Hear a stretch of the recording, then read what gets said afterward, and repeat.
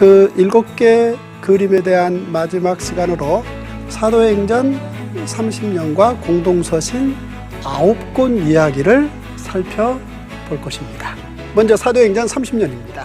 사도행전 30년에 보면요, 이 질문이 있습니다. 왜 대제사장 세력들은 스데반 야고보를 죽이고 바울을 30년 동안이나 때렸는가?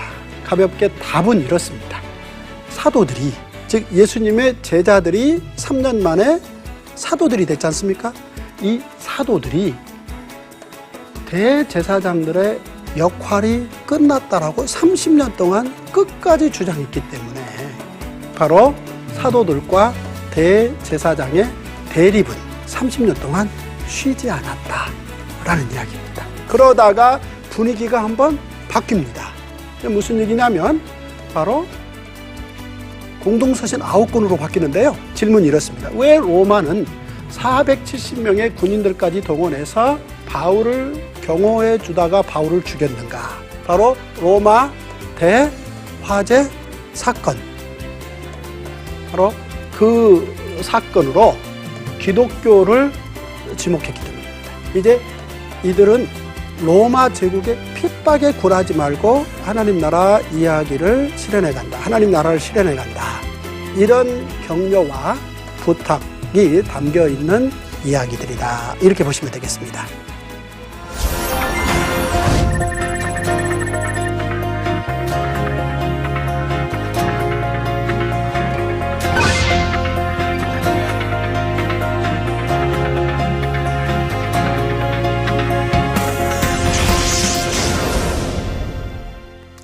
안녕하십니까. 통박사 조병우입니다. 성경 안에 나라 들어있다. 바로 이 성경 안에 들어있는 나라 이야기를 지난 시간에 살펴보았습니다. 자, 그런데 성경 안에 또 마음 들어있다는 거죠. 사람의 마음, 하나님의 마음. 놀랍게도 성경 안에 충분히 마음 들어있다. 해서 이 시간에는 성경 안에 하나님의 마음 이야기를 어떻게 5살 아이들에게 재미있게 건넬 것인가 라는 생각을 가지고 오늘과 다음 시간까지 포함해서 성경 안에 하나님의 마음 이야기를 하려고 합니다. 자, 어떻습니까? 우리 눈이 하는 일, 그리고 우리 코가 하는 일, 우리 귀가 하는 일이 있고 우리 입도 하는 일이 있고 손, 발이 하는 일이 있습니다. 그래서 아주 요긴하지요. 우리 몸에 어느 것 하나 이 요긴한 것들의 도움 없이는 우리가 행복한 활기있는 삶을 살기가 어렵지 않습니까? 자, 그렇다면 우리 안에 마음이 있는데 그 마음에서 무슨 일을 하는가? 한번 생각해 볼까요? 우리는 우리 안에 있는 마음을 통해서 이 많은 꿈도 눈물도 노래도 지혜도 용기도 하나됨도 이렇게 마음이 진원지요 출발지라는 사실이죠. 그런데 이런 마음 이야기를 성경은 얼마만큼 충분히 하는가? 자, 성경의 마음 이야기는 먼저 우리 예수님의 말씀에 귀를 기울여 볼 필요가 있는데요. 우리 예수님께서 그렇게 말씀하셨습니다. 나는 마음이 온유하고 겸손하니 내게 배우라 그랬단 말이죠. 자, 성경에 들어있는 하나님의 마음. 자, 어떻습니까? 하나님의 마음. 자, 제가 한번 이렇게 생각해 봤습니다. God expresses His heart both directly and indirectly through the Bible. 자, 하나님의 마음을 성경을 통해서 하나님이 혹은 직접적으로 때로는 간접적으로 충분히 표현하셨다. 그 대표적인 하나님의 마음 표현이 예수님께서 나는 마음이 온유하고 겸손하니 내게 배우라 라는 것입니다. 자, 무슨 얘기입니까? 수고하고 무거운 짐진 자들아 다 내게로 오라. 내가 너희를 쉬게 하리라 그랬습니다. 그러면서 우리 예수님이 하시는 말씀이 나는 마음이 온유하고 겸손하다. 그러니까 예수님의 마음은 온유하고 겸손하다. 그렇게 스스로 표현하신 것이죠. 따라서 나의 멍에를 메고 내게 배우라. 자, 여기에서 내게 배우라 이 말씀을 조금만 유심히 관찰을 해보면 이 말 속에는 우리가 예수님의 마음을 배우지 않아선 우리 마음 안에 온유하고 겸손한 마음이 스스로 생기는 건 아니다라는 사실입니다. 자, 오히려 우리 마음 안에 가만히 들어가 보면 거만하고 비굴하고, 그러니까 온유하고 겸손하기보다는 사실은 그 반대편에 있는 썩 그렇게 자랑스럽지 못한 마음이 너무 가득 우리 마음에 들어있다는 거죠. 그런데 다행인 것은 우리 예수님께서 온유하고 겸손한 마음을 배우라. 자, 배우라는 말씀은 사실은 우리가 닮아서 그렇게 가질 수 있고 그런 마음을 품을 수 있다라는 희망 중에 희망을 담고 있겠습니다. 따라서 바로 이 바탕 위에 우리는 성경 안에 충분히 들어있는 하나님의 마음을 배우고 소망을 갖기 위해서 한번 이제 공부하기 시작하는 거죠. 자, 그런데 여기에서 한 가지 먼저 생각을 해야 될 것은 성경 안에 하나님의 마음이 충분히 들어있는데 그걸 전제로 성경 안에 하나님의 마음이 충분할 거야, 하나님의 마음은 이럴 거야, 이렇게 생각하고 성경 속에 기록된 하나님의 마음을 찾아가기보다는 하나님의 마음이 이럴 거라고 내가 상상해서 하나님의 마음을 가지기 시작한다면 엄밀하게 따라서 예수님의 온유하고 겸손한 마음을 배운다고 말할 수는 없을 것입니다. 따라서 이제 우리는 성경에 기록된 하나님의 마음들, 직접적으로 기록되었던 혹은 간접적으로 기록되었던 그 기록된 이야기들을 통해서 하나님의 마음이 어떤지를 먼저 우리가 공부한다면 5살 우리 자녀 아이들에게도 말해줄 수 있는 그 놀라운 참으로 마음을 공부하고 마음을 가르칠 수 있는 멋진 그리스도인의 삶이 될 것이라 소망해 봅니다. 자, 보십시오. 성경에 기록된 하나님의 마음, 다시 말해서 경전에 나타난 하나님의 심정 알기입니다. 많습니다. 많은데요. 크게 보면은 구약의 한 10개의 이야기를 통한 하나님의 마음, 그리고 신약의 한 10개를 통한 하나님의 마음인데요. 오늘 이 시간에는 구약의 한 10개 정도의 기록, 이야기를 통해서 거기에 하나님의 마음이 어떻게 담겨 있는가를 살펴볼 것입니다. 이를테면 하나님의 마음입니다. 창세기 1장에서 볼 수 있는 사실은요, 하나님께서 천지를 창조하시고 수고하고 애쓰신 과정에서 우리 하나님께서는 어떻게 일이 끝나자 마음을 표현하셨는건요, 천지를 창조하신 후 하나님께서 기뻐하셨다, 그렇게 말씀을 하셨습니다. 그러니까 온 우주 만물, 천하 만물을 만드신 그 이야기로 들어가 보면 사실은 하나님께서는 6일 동안 일을 하셨는데요, 첫째 날 일을 하시고 일하신 소감이 좋았다. 둘째 날 열심히 땀 흘려 일하시고 우리 하나님의 소감은 좋았다. 이렇게 5번을 반복하시고 여섯째 날 모든 걸 다 창조하시고 난 후 우리 하나님이 스스로 하나님의 마음을 심히 좋았다, 이렇게 표현해 놓고 있습니다. 이것은 성경에 나타난 하나님의 굉장히 직접적인 하나님의 마음 표현이다. God is so good, 좋다라는 표현이 되겠습니다. 자, 그런데 그 천지 창조 사건의 그 아름다운 기쁘신 하나님의 마음이 읽고 난 후 얼마만큼의 시간이 지나서 이제 노아 홍수 사건이 창세기 6장쯤에 나오는데요, 그 홍수 사건이 본격적으로 시작되기 전에 하나님께서 마음에 한탄하셨다, 이렇게 표현해 놓고 있습니다. 자, 우리 마음속에 기쁨이 있을 수 있고 근심이 있을 수 있는데 작은 근심이 아닌 너무나 큰 근심의 경우는 근심이 크다라기보다는 한탄스럽다라는 표현을 쓰는데요, 우리 하나님께서도 전체 인생들을 바라보시면서 너무나 근심이 크셔서 마음에 한탄하셨다라고 표현되어 나옵니다.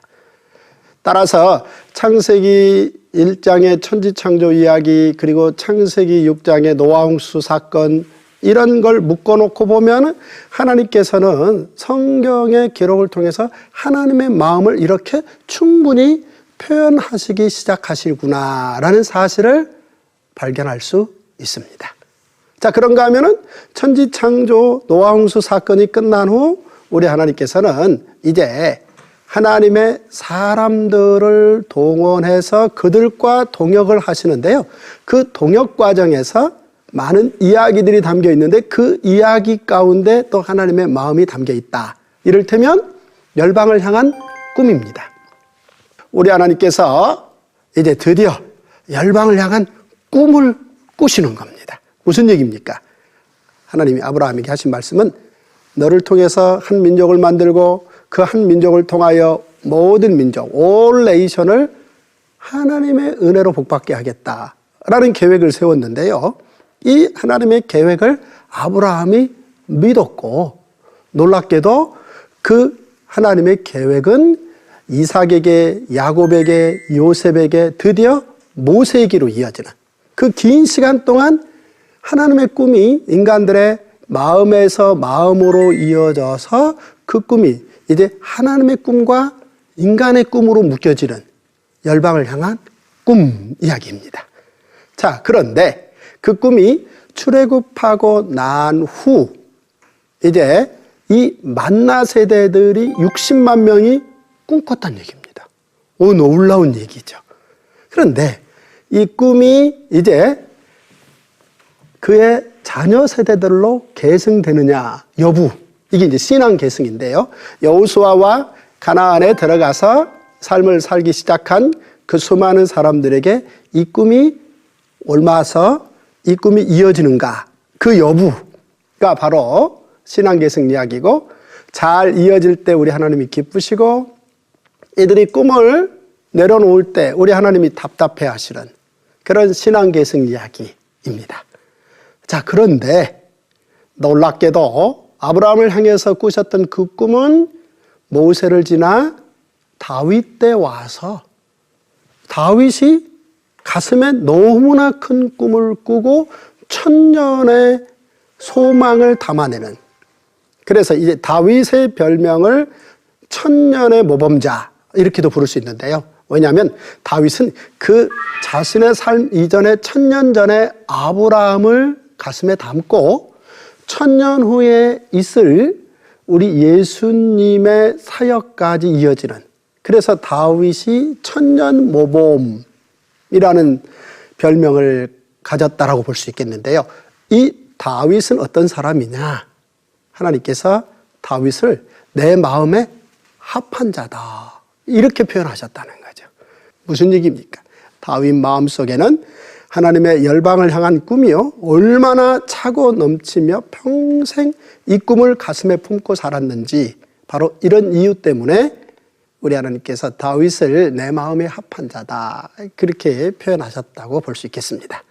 자, 다윗의 아들 솔로몬으로 이어지는데요. 솔로몬으로 들어가 보면 마음과 지혜 이야기가 충분히 들어있고, 하나님께서는 이런 이야기를 통해서 또 하나님의 마음을 성경을 통해서 표현하셨다라고 볼 수 있겠습니다.